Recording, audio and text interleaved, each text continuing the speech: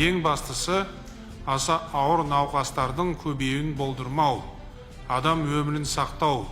Сондықтан оның бір ғана жолы бар.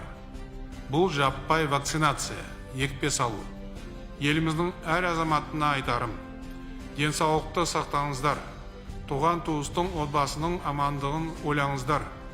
Ал үкімет пен өңір басшылары белгіленген міндеттердің бәрін мінсіз атқаруға тиіс.